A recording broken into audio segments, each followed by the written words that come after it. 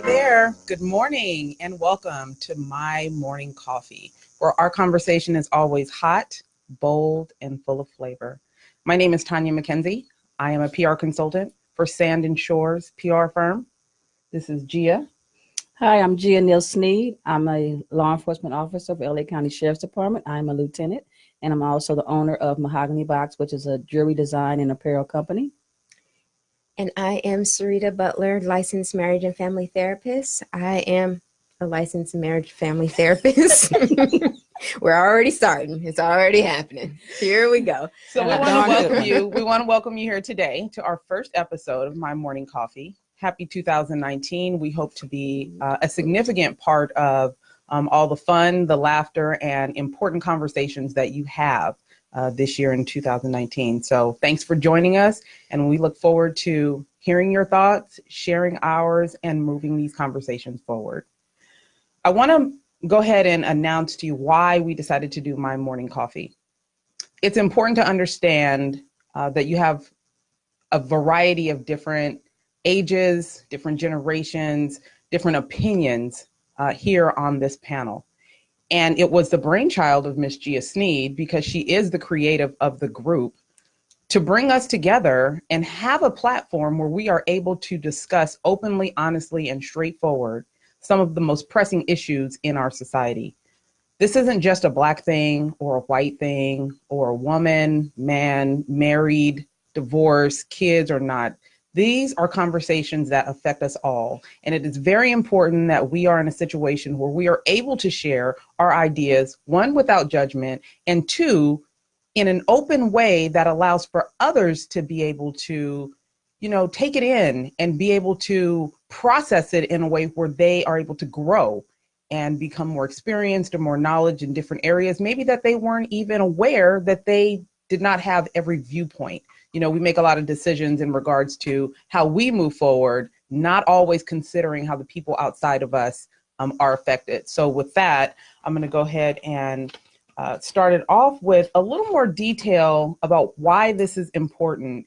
Some of our passions, some of our passion projects, and a little bit more in depth about our occupations and why we are here today.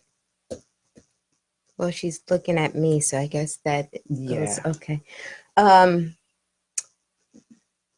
Let's see, occupation, of course, like I said, I am a licensed marriage and family therapist, but I also have a side hustle of slanging and doing nails. And we'll get into the story of how that happened. But yeah, so going through graduate school, I learned about, no, that's not true. But I do nails as well, and it's a part of my passion projects. And the reason that I feel, did you ask me why I feel this is important? Yeah. Why we're doing this? Why are we doing this? Why are you here? Why am I here? Because I was summoned. I was summoned by Gia, and I was summoned by Tonya. But I imagine that it's because I have a unique thought process about things that affect our world from a mental health perspective. And not only am I a mental health therapist, but my experience, my expertise is in holistic medicine and holistic psychology. So dealing with the mind, body, and spirit as a whole, and how that comes into play with everything from relationships, child rearing, it plays itself out. So that's the reason I'm here. Do you have a personal reason? Does these things that we're going to be talking about affect you personally? And if so, how? No, it doesn't. None of them? No, of course they do. As you can see, I'm the runt of the group, where I am the jokester. Of course they do. Everything that we're going to speak about on this podcast impacts not only myself, but also impacts all of us. So we're going to be talking about things like generational trauma. We're going to be talking about things like generational dysfunction and family dysfunction, which I know a lot about. We're going to talk about relationships. We're having conversations about being an entrepreneur and finances. So all those things are personally important to me, and some I'm just excited to learn and have fun with. Awesome. So again, I am the founder of Sand and Shores PR. I got into PR a long time ago when I worked for the YMCA, a nonprofit. As many of you know, nonprofits don't have large budgets, but they are built to make a huge impact. And to be able to do that, I was able to learn on the job, actually, and leverage public relations to be able to help grow, raise money, and open a new facility in a town called Oakley, California. And during that process, I also became very familiar with small businesses and how they make decisions financially, how they get cut, how businesses actually go out of business because they can no longer sustain. The first thing that usually goes is their marketing and PR budget, which how can you grow a business if no one knows about you? Public relations is one of the easiest ways, I wouldn't say easiest, but is one of the most financially efficient ways to grow your business, but many people don't know how to do it properly. And it was my ability to have these conversations with newspaper editors, magazine publishers, to be able to get the word out about the good work that we were doing. And in that time, I also became nominated and elected to the Chamber of Commerce in Oakley. So with that, I was first African-American woman on their board. And I was able to take that information, able to take that lesson and continue to help small businesses grow. Today, I am on the board of directors for Redondo Beach Chamber of Commerce. And again, our job is to make sure that we advocate for small businesses, which are very important in our communities, all of our communities. Small business is how our country moves forward.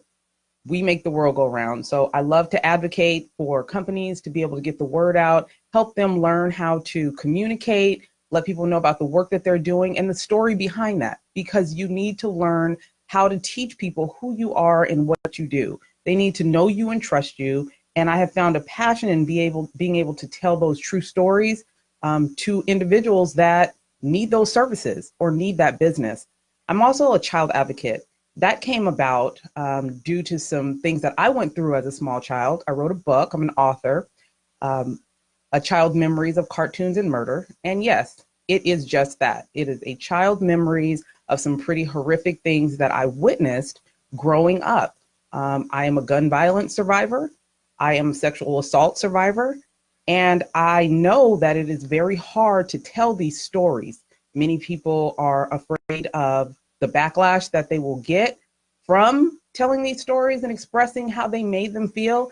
And more times than not, their adult life is affected by the things that are unresolved in their childhood. I was lucky enough to not be one of those individuals that pretty much destroyed their life dealing with some of the emotional turmoil that took place.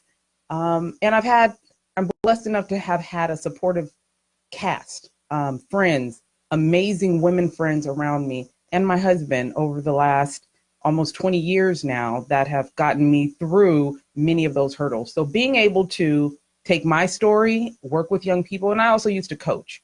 I coach young girls. I even coach baseball. So I've dealt with young girls and boys that have gone through some pretty tumultuous situations that many of them have never talked about, but I am able to have the conversation in a way that will allow them to feel comfortable speaking to me. So with that, I advocate for kids. I advocate for their rights. I advocate for our government to make decisions with our youth in mind. And it gives me pleasure to see those things move forward into fruition. So that's my story, child advocate, public relations consultant, and definitely a small business advocate. And I'm here because I love having conversation. We can't solve problems until we actually have a conversation about it, put everything out on the table, and then decide how we move forward. So I love talking to these ladies, and we have a call-in number, and you'll be able to talk to you too. Miss Gia? Ditto. All of what she said is me too.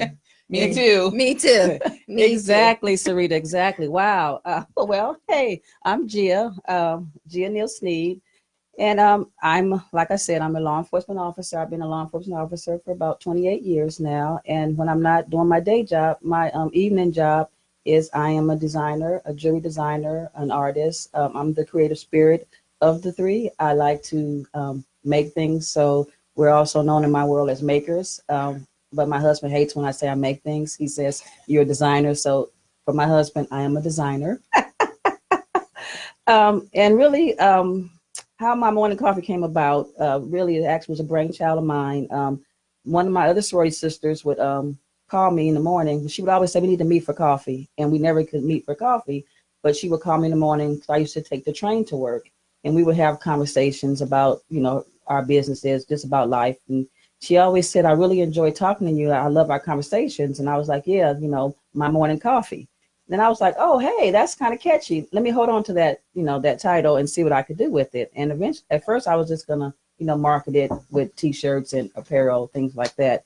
And then, hence, fast forward to a couple of months ago, my beautiful sorority sister, Tonya, texts me and says, hey, she sent me a link to something and said, we should do this. You would be great at it. And of course, when your girlfriends text you and tell you you're going to be great at something, you get all pumped. I'm in the car listening to music. I'm like, yeah, I could do this. I could do it. I could do it. Then I thought about it after I hung up. I was like, what did I just commit to? Hold on I now. don't know anything about a podcast or anything, but I had a concept and I said, I have this concept. I think it would be great. And here we are now. She has me doing a podcast. So you guys pray for me. Okay. But the reason why we're doing this is because I too, like having conversations. A lot of people call me and talk to me about a lot of things, and I'm a cheerleader for everybody. I want everyone to succeed, but also I enjoy conversations more so one-on-one, not in this kind of form. So this is out of my comfort zone, but it's 2019, so I'm going for it. I hope you guys enjoy what we're going to bring to you. It is going to be bold. It's going to be strong. Sometimes your coffee is going to be mild. Sometimes it's going to be bold. Sometimes might have a little something else in it, but mine will have whiskey in it. We're here. We're going to have conversations about a lot of different things that are going on in the community that affect us as women and affect us as family members. And like she said, we're going to touch on a whole lot of different topics from entrepreneurship, beauty, love, entertainment, you name it. We're going to do it. And hopefully you guys will be empowered, be uplifted, and be motivated by some of the things you hear from us. It's going to be fun. We're not going to be serious. And my opinions on this show are the opinions of me, Gia Sneed Syreeta, not the opinions of my profession. So I don't want you guys to go say, oh, you heard it from me and it's gospel. No, and when I'm speaking as an individual, not as a member of any law enforcement agency. So I wanted to get that out there on the first show. And can I piggyback on that though? Yes, you can. Because the things that I say are the things that I say.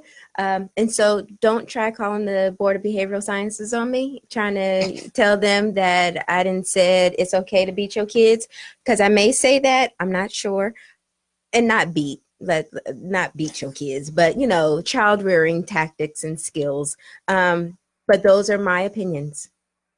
All my opinions, not the Board of Behavioral Science, not anyone else. So please don't call the people on me. I think it's important to acknowledge the various different backgrounds that we do have and why this is so dynamic. With Gia's profession in dealing with women, particularly in the criminal justice system, and Syreeta's profession dealing with individuals with mental health disorders, families that are going through trauma or tragedy and trying to find their way through it. That could include the kids and my background. I am speaking from me and my profession. I have the ability to do that. So I make moves based on how I feel. But much of that is also based on what makes sense and patterns of behavior.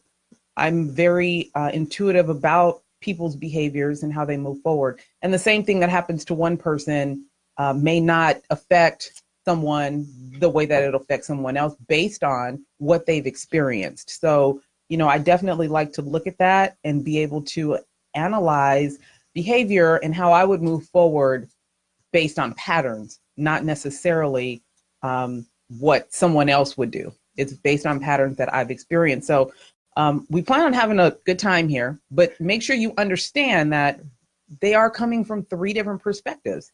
And it may be 4 or 5 different perspectives based on how I might bring some of my grandmother's or grandfather's opinions that I carry with me. Or Gia might bring in some of the experiences that she has had in the criminal justice system. So it is important that you do understand, not only do we have our professions, but we definitely have our personal experiences that we put a, total, the totality in how we express our opinion. So, looking at all that, it's not her job. It's not her job. It's her opinion. It's how she feels. And that's how we are going to be moving forward about, in a way that explains to you how we feel, how we would move forward, but it's not necessarily how you would or someone else that you deal with. So with that being said, I'm going to go ahead and yield to Syreeta to talk a little bit more about specifics and what you can expect from us, topics that we're going to cover, how we're going to move forward with those, and what that should mean to you, why it would be important for you to tune in.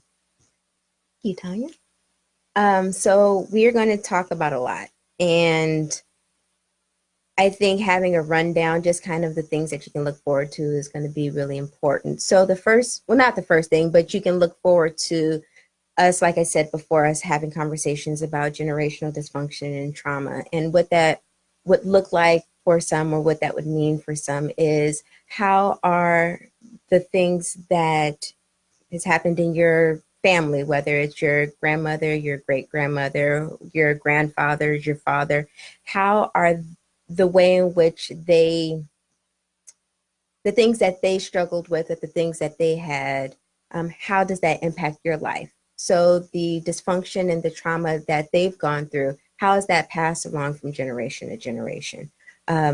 Which I don't think we take enough of a observation or a look at that, but it's really important, just thinking, if you're a person of color, the tragedies and the tragedies that you've endured, or that your family has endured, and how you move from that space, or potentially move from that space.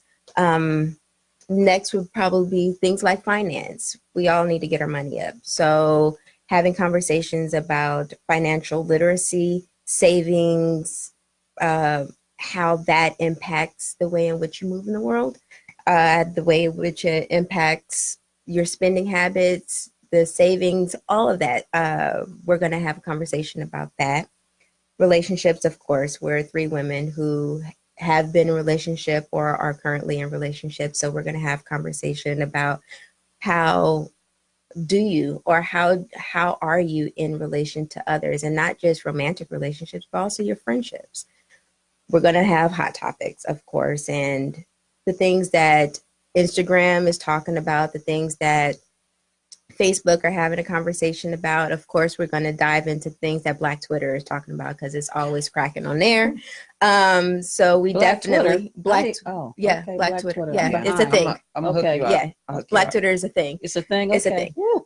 So we're going to have conversations about, like, we were just coming onto our Facebook page, My Morning Coffee Podcast, and it popped up a before and after or something of what's the 10-year challenge? It's a 10-year challenge, but it's a really bad 10-year challenge of a celebrity. And I don't know if we're going to get like cease and desist letters, but can we name names here? I'm not sure. We'll figure that out. So we'll have those kind of topics. Of course, talking about mental health. I would not be doing my job if I didn't use this platform to speak about mental health, and having a really in-depth conversation about mental health, especially from a person of color, because we don't talk about it enough. We don't talk about how mental health and mental illness has plagued our community, and we're just starting to have the conversation now, but really being able to get into depth.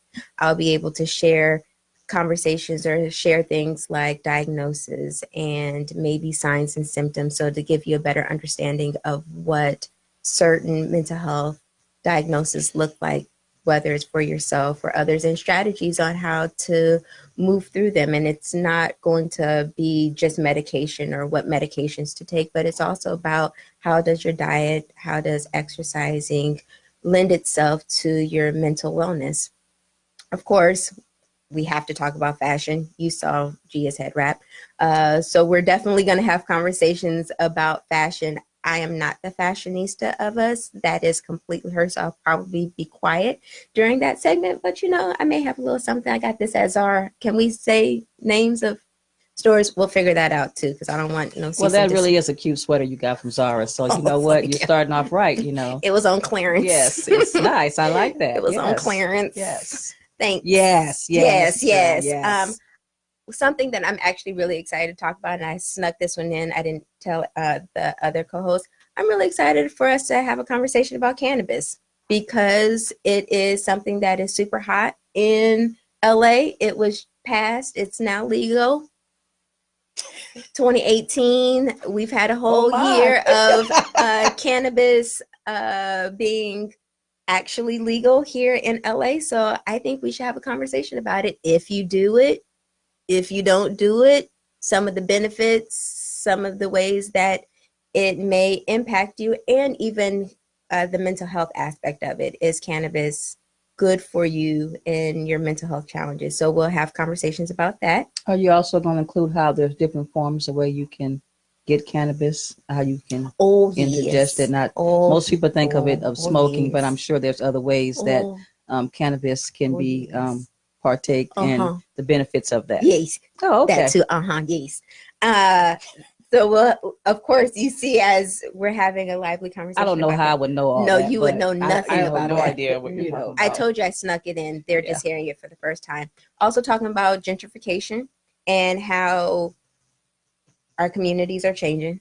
And it's no secret. If you're a person of color, you know that you're probably being your rent is too damn high. So we're going to have conversations about that as well. And a host of other things. I'm interested in having conversations about food deserts and what that means to our community. And so clearly we have a whole lot to talk about.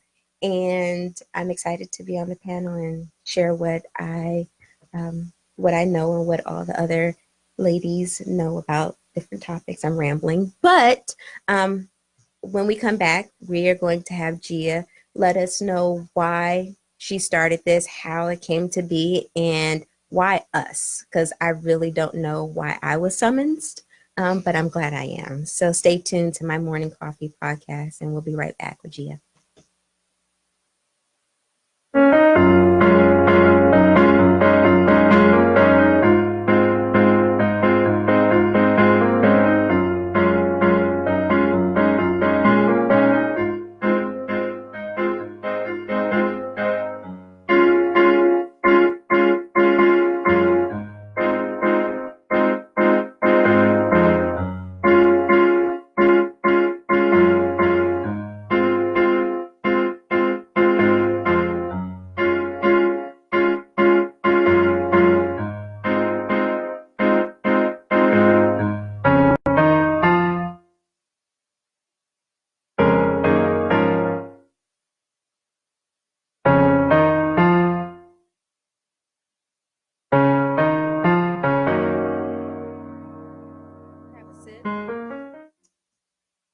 Hey everyone, we're back, and now it's about why us, why the three of us.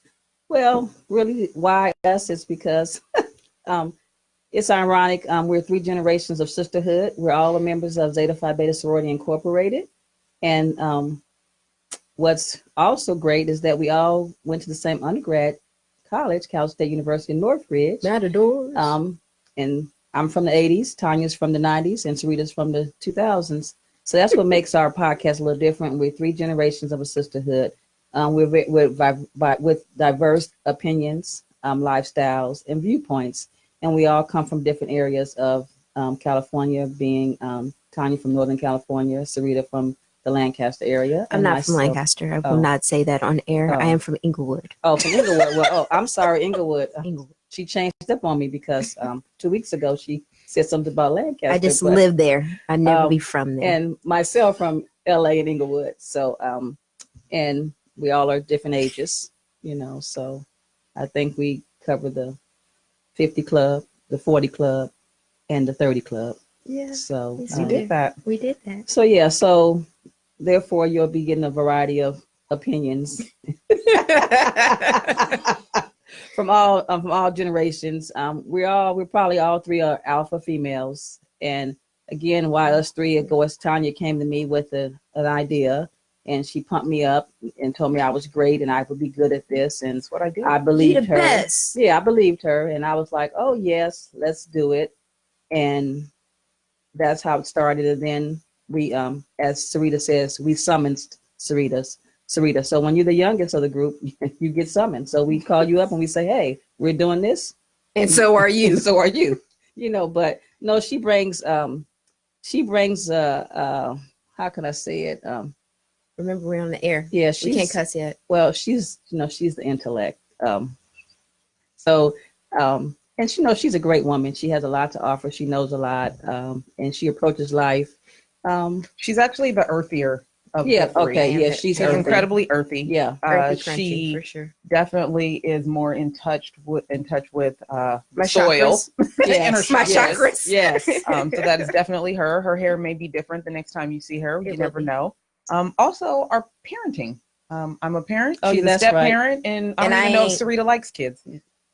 Right. Facts. So, facts. And Tonya is a parent of 4 very active kids, like real active, and raised 2 that were not mine. and So, did that. yeah. Tanya And her husband. Tanya's the superwoman of the bunch. She wears lots of hats, and she does a very good job in all those hats. I'm amazed by all the things that she gets accomplished in a day. Mm-hmm. Sometimes I see what she's doing and I get tired. I take a nap. So I'm like, wow. And she goes she's like high speed, and I'm the senior of the group. So sometimes I'm doing Really, those you gonna things call slower. yourself the senior of the group? Of the group? Yeah, I'm the eldest. But so. I have to take a nap as well. So what is Yeah. that? What does that make me? An old soul. Okay. Yeah, no. So, An All old right. soul. But I don't think that you really emphasize enough the bully ability that you have here in this group. Very passive aggressive way of bullying us into doing things that you would like for us to do. That's so where Tonya learned it I am definitely trying to pick up on some of Gia's bully pulpit tactics, and hopefully I won't feel so punked every time we. Well, I don't meet up to her expectations. She meets my expectations. I'm the no nonsense of the bunch. I'm the straight shooter, no chaser. I'm gonna give it to you raw. You might not like it, but I don't know how to sugarcoat things. So if you come to me and you ask me something, be ready. And it might not be what you want to hear or the way you want to hear it, but I'm honest and I love you. I have a question. Have you always been like that, or does your profession lend to you becoming more in that way? I would probably say my profession, because as a child I was shy. I'm still shy, so I was the shy one because I was the youngest in my family. So I think my profession had to play a lot in me being a little more straightforward now. I wouldn't say bully because I would. I don't want to get arrested because you guys saying I'm bullying and somebody Right. wants to, That is true. No, yeah, she is. so I That wouldn't is call true. it, but I would just say I'm direct. So on a more serious note, since Mhm. we're on the subject, do you feel like individuals in law enforcement have to become more of an aggressive personality based on the profession? Let's say direct. I don't like aggressive. I don't like aggressive. I would say more direct because our profession is a profession where things happen in a split second. We have to make split second decisions. So you have to be very direct. You don't have time to be second guessing and thinking like, oh, should I go left or should I go right? You have to, you have to move quickly. People's lives sometimes are in danger and you have to act. So you have to be a direct thinking type person. So individuals that, let's say by nature, are a lot less decisive, a lot more wishy-washy, would you recommend that they actually go into that profession to help them garner maybe a little more self-worth, feel a lot more self-confidence? Well, I don't think the profession gives you self-confidence. Self-confidence comes from within. And if you're a very passive person, I don't know if this is a profession for you to be in, because like I said, things happen and you have to move quickly and you have to do things. So, but if it's something that if law enforcement is a profession that you want to go into, I would say you should pursue it. It's a great profession. Don't get me wrong. I've been doing it for 28 years. I I love what I do most of the time. Sometimes I don't. Right now, my job as a lieutenant, I'm more of a manager, so I'm managing a whole lot of people and a whole lot of things, and that's a whole nother animal we could talk about, because people are special. I'm going to say special. I'm going to call them special. And managing a lot of people at the same time, sometimes it's a bit much. So I have to come home and have coffee. But what I do to release a lot of that stress that I do get in my job is I create. In that sense, that's why I have the mahogany. That's where the mahogany box came from, for me creating different jewelries. I started off creating bracelets, then I went to necklaces, and I went to earrings, and I'm all self-taught. I haven't had any classes to do what I do, and my jewelry has been seen on the Talk. One of the hosts of the Talk, Cheryl Underwood, has worn my jewelry. My jewelry's been in Thrifty Hunter magazines. It's also been on one of the hosts of E! News. So Mahogany Box has been around in the media, and after I started Mahogany Box, I have a love for headpieces. So I started the mahogany wraps, and here I have one of the mahogany wraps on. You can see. She was And being selfish and didn't Yeah. allow us to wear any of her things. Hopefully that will change. Well, I wasn't being selfish. She wanted just to have it all to herself. No, I didn't want to give the people too much the first day. I want to gradually give them mahogany wraps. Yeah, mahogany box. So that's how it was. Not that I want you guys to have one. You guys will be rocking a hair wrap on the show, and that didn't sound like we had a choice. Yes, the bully pulpit. Again, there's the directness that that they say I am, me being direct. So I want to follow up actually with that question, since we talked about law enforcement in Greek life, since we're here. Oh, right. I thought that was going to go somewhere else. Completely different. So I did want to ask, we were talking about self-confidence in people entering career fields. Oh, geez. Are there people in the African-American community that become part of Greek organizations that then garner their self-esteem and self-worth? What are your thoughts? Wow, I think that's a question for the therapist on the panel, because that was kind of heavy right there. Damn. Yeah, so it has been my experience. How about we start there? It has been my experience that some may find more of their personality and or self-esteem in their respective Greek letter organization. I'm trying to be as PC as possible, and I don't know why. Maybe because it's the first show. I have seen it, and unfortunately, I think when you don't have a strong sense of self, Greek letter organizations and what comes with it can give you a certain superpower that is a false superpower that you can, I don't know, say whatever you want, and you'll have an army of people backing you up just in case it goes left. Yeah, I saw that one play out at the Long Beach Step Show. Anywho, so I do believe that people get into Greek letter organizations not for the principles sometimes, but for that I'm now going to be the big person on campus. I'm now going to be fresh. Now I've known people in Greek letter organizations to want to get girls or guys because of the letters they rock. So yeah, and I believe that the way Greek letter organizations have been set up, there's a certain characteristic that each fraternity or sorority holds, and maybe we can all speak to this because this is going to be real controversial, and I apologize for anyone who is not an Omega Kappa cutie, but we are known to be the prettiest and the baddest and the most intelligent. Maybe not the most intelligent, all of us, but most of us Zetas in Southern California. And I'm saying this, but it's really true. and no one is going to challenge me on it unless you call, because everybody on this panel is an Omega Kappa cutie. So where to lie? Crickets. Crickets. Exactly, because we are known to be the best of the best and the hottest of the hottest.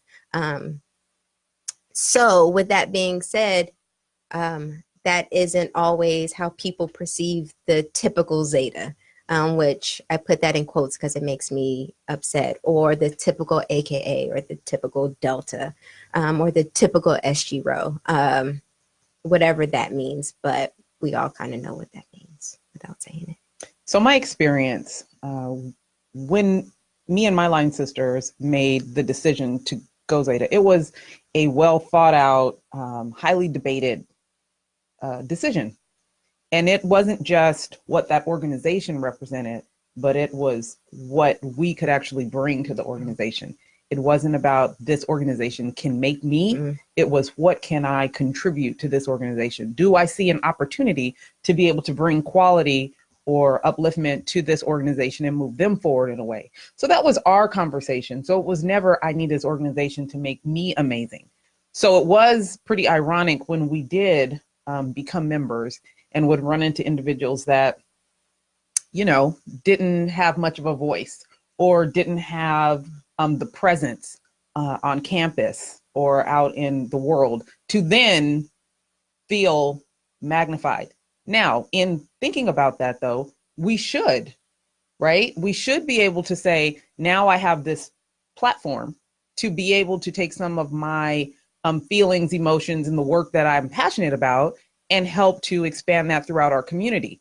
So it's a double-edged sword. And I ask that because, you know, there are those that an organization makes their character, but there are individuals that allows for it to be an assistance or a complement to them.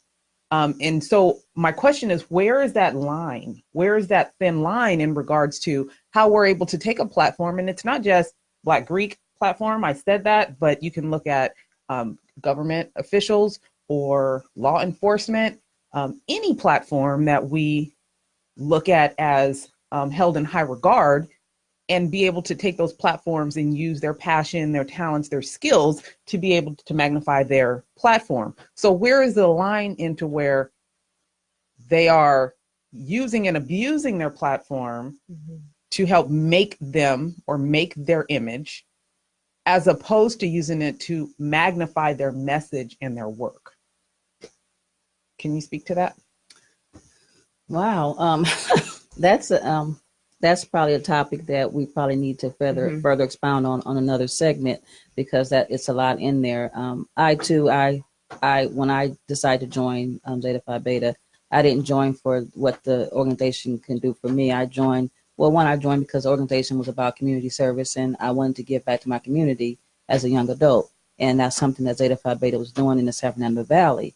But also I joined because I figured I thought I could bring something to the table for my organization. It's not about they made me this person. I am who I am. I was Gia first, and I will be Gia always. So, and that's how I take on any project, anything I do. I'm Gia first. Just like, you know, I might be a law enforcement officer, but I was Gia when I came out the womb. I'm going to be Gia when they put me in the ground or in a little crypt, wherever they decide to put me. Wow. So that's we how, just got dark real quick. Yeah, no, but that's how I'm guided by. I don't, you know, just because I'm this and I'm that. No, I'm Gia first, and I always put that first, and I represent myself first before I represent anything else. I represent my name, you know, because that's all you got, and that's all I have. Shout out to Professor Scott. Hey, exactly.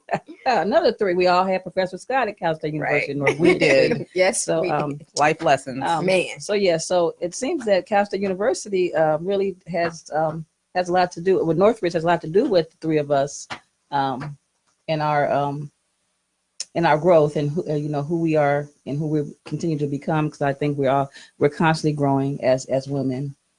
And we will continue to grow. And I hope you guys grow with us on this podcast. So I think we should table that conversation, because it is a pretty in-depth conversation, but I appreciate the lob. And I would really like for us should we do it now or when we come back? Sounds good. Now. So I think that it would be a good idea for us to talk about our passions and the things that make us smile internally. And I'm interested in, how did you discover or develop your passion? How did you realize your passion was your passion? And I'm interested at what age did it happen? And how has your passion impacted your life and the lives of others? I know that was a lot, but Why don't you start off with talking about your nail Nails. passion? You have not yet told I us know. how you go from analyzing people's minds and behavior to working on their hands and feet. I need mine done anyways. Can we talk after this? We could talk about. All right, great. So the way that, so I've always known that I enjoyed nails, and it was something that I would do as kind of a hobby in high school, but it actually became a profession the fourth job I got fired from in mental health. And so I realized that I told myself that if I couldn't make it in this agency, then I wasn't going to be a therapist at an agency ever again. It wasn't for me. So undoubtedly, my ass got fired. But I didn't really think it through completely.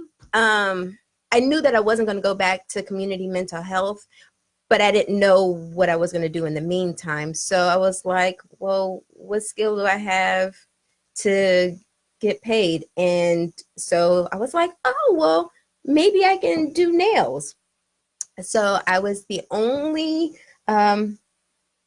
English speaking person in my nail school, because you can't even call it like cosmetology school. Like, I wasn't working on nobody's head. It was nail school. So I went to a nail school that was close, and it was a really interesting process. So did that. It was like 6 weeks or something. Like I said, I was the only English speaking person in the class. So it was a lot of like showing and pointing. Did you help them out in the English? No, that's not what I was there for. Okay. I was there to get my stuff and go on about my business. And it actually ended up being a really lucrative and amazing experience. I was able, and I don't know how it happened, but the universe just led me. I went to Fashion Week in New York, and that was cool. I've been in about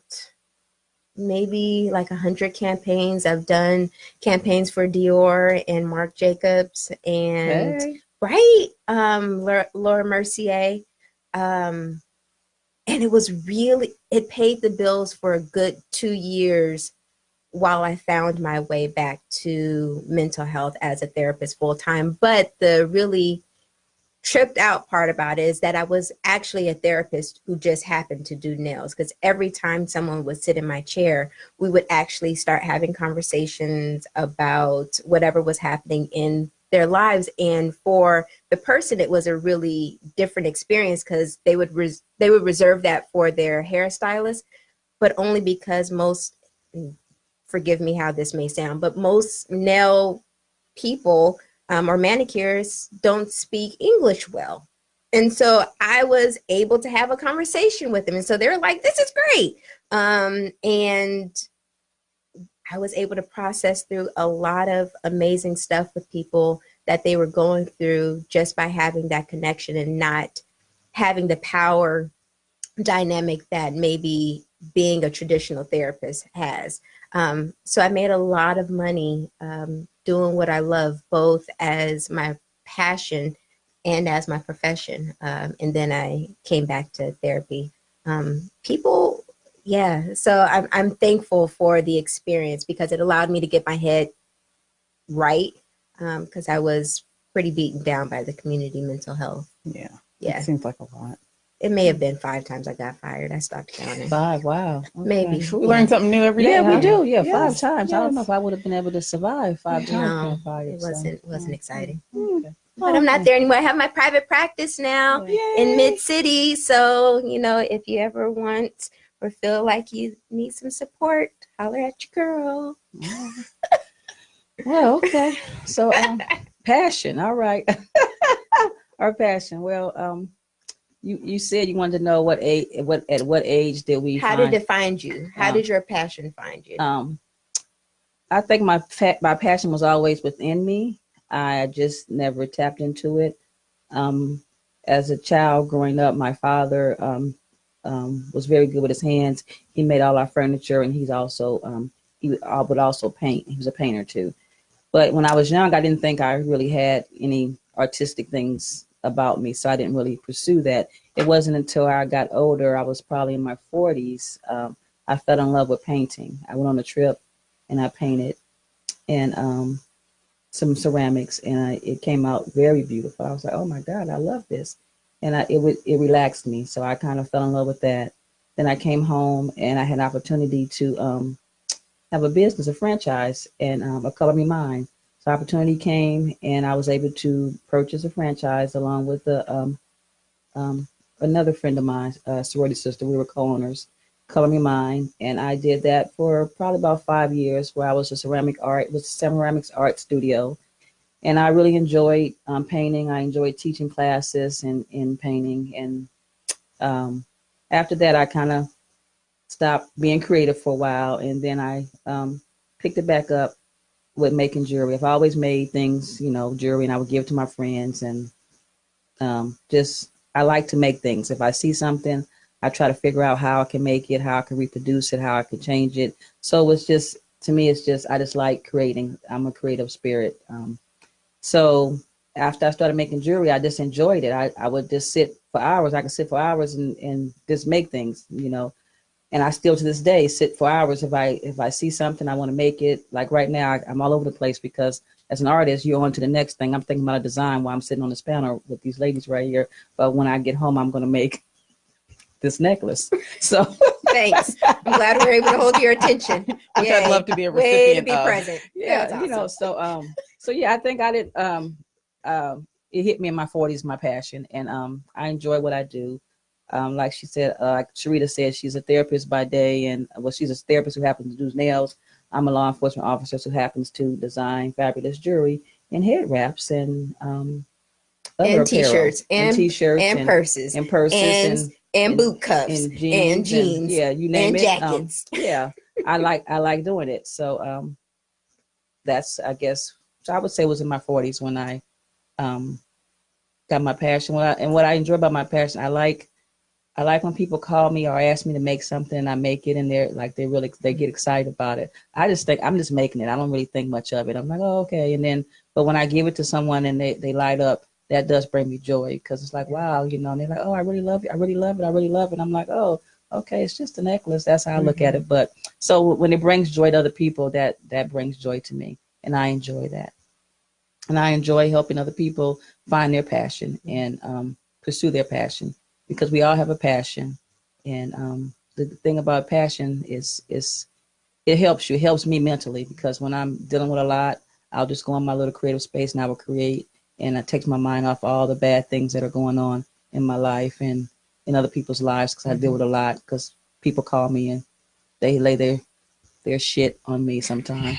And There's our first one. yeah. Yay! Our first bad word. And you don't realize sometimes when you are a person who people come to, you kind of carry their stuff with you too, and that does weigh heavy on you sometimes. So creating is an outlet for me. I would love to attest to the fact that Gia has actually put together she customized a cancer bracelet for me. So I had a few made, and unfortunately, I have given them out when need be, just as a support piece. But we worked through that process. So she's not only a creative mind, but she's an assistant in helping you find what it is that you are trying to do. So we talked about it. She definitely recognized my vision and put together an amazing piece. She's great help. See, she's doing it again. There she is again. It's what she does. This woman will have you doing. She'll have you conquering everything. She just climbing Mount Everest. She's like, girl, you can do it. Go and climb that. It's only a hill. It ain't a mountain. Is that me? Is she talking about me, Gia? I'm like, oh really? But that's what she does, and I love her for that. Speaking of which, that is my passion. Coaching is my passion. And I found that probably around my 20s when I realized that, many of my friends and even myself, we've had some pretty amazing coaches. I've always been a cheerleader, softball player.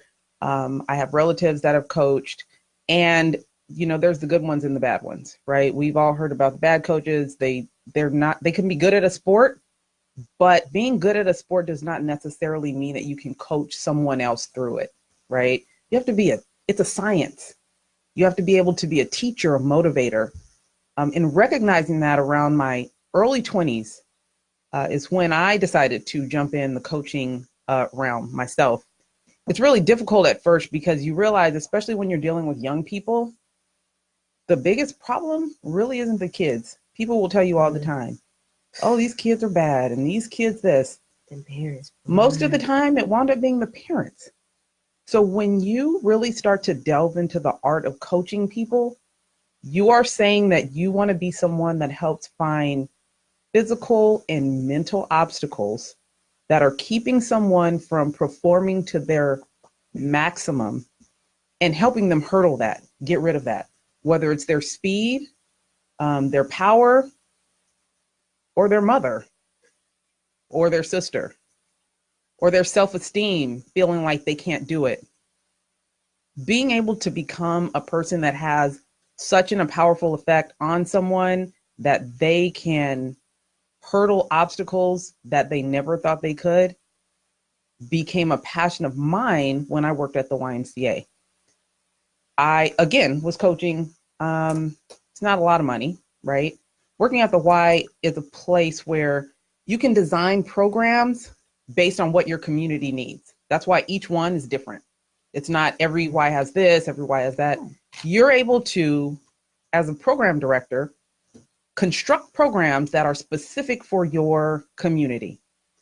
And where I lived at the time was a place where we had a lot of kids and they didn't have a lot to do.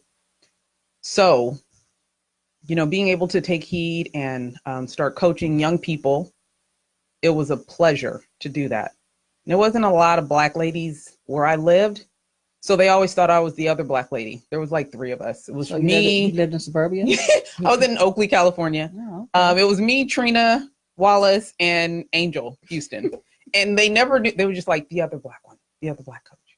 But it didn't matter because the truth is we all had similarities in how we coached and dealt with other people's kids.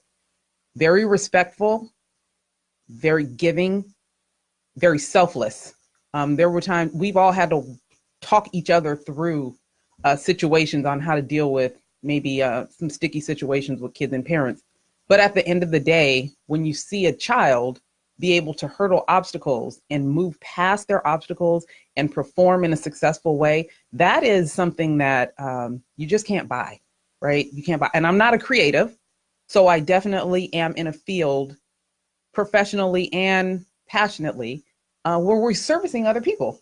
And that is a service. I've been able to see many of my kids that were kids when we started. They're doctors now, doctors, nurses, physical therapists. I coached a young baseball player who wound up in major leagues. But all of that being said, I love coaching because it is something that not only in sports, but in life. I now do trauma recovery coaching because, again, we're dealing with some obstacle that's keeping you from moving forward in your life. So that's my passion. I've seen bad coaching. I guess that was an inspiration too. And that came at a young age. But those people that can move someone past their barriers, move them forward to their goals and be able to carry that with them through their life. That's my passion. I love it. And I'm glad I coached you through this podcast. Well, speaking of coaching, you did a very good job. You said you like coaching. You're like a cheerleader coach, right? Yes. So you can do one of those like high kick things or whatever those cheerleaders do. You can do one of those. Can we table this and talk about this offline, please? Well, I'm just saying. We do have a whole 5 minutes. I know, but I'm just saying. I can still do toe touches. Okay, so I can do a mean herky. Okay, well, herky. My right is better than my left. Okay, well, maybe we'll be able to see one of those kicks one day on the show. Or not. Okay. I'm going to say no. So, are you saying it's time for break? I'm actually going to say it's time for break, but I think maybe we should just go into letting them know what we got coming up. letting them know and what our quickly what our intentions are for this. Why do we want to do this? Maybe. Well, my intentions is to have a conversation with my sister friends to motivate, uplift, and awaken our viewers. That was quick. I get. I like a good argument, you know, a little banter, a little You bouncing do. ideas You do. off of one another. I'm actually I have a thirst for knowledge and other people's opinions. I'm quite stubborn, so I love hearing things. Don't start. I love hearing things that give me a different perspective. I get bored with myself, so sometimes I might want to hear your opinion.